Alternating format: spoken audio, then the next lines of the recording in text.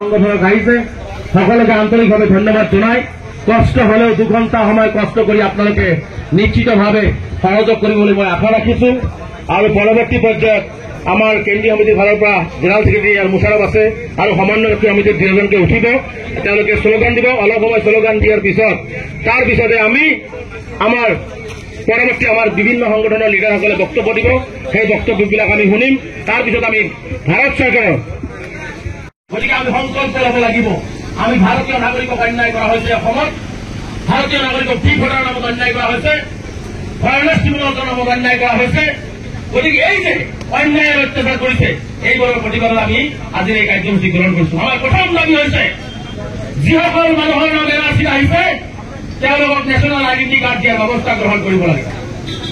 তেওঁলোকক national identity card দিয়াৰ ব্যৱস্থা গ্ৰহণ কৰিব লাগে। যিসকলৰ নাম অহা নাই, 19 লাখ মানুহৰ নাম বাদ কৰিছে, তেওঁলোকক ৰিজেকশ্যন স্লিপ দিয়াৰ ব্যৱস্থা কৰিব লাগে। হয় নাই? হয় নাই?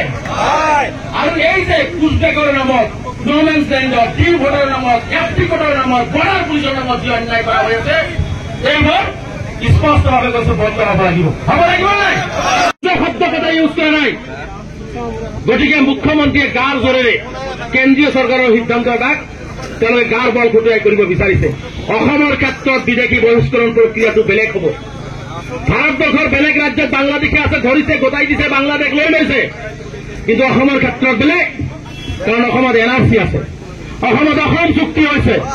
এই চুক্তি 25 মাৰ্চ সুপ্ৰিম কোৰ্টে কাৰ্ডবিয়া নিৰ্ধাৰণ কৰি দিছে, আমি সকলোৱে মানি লৈছো।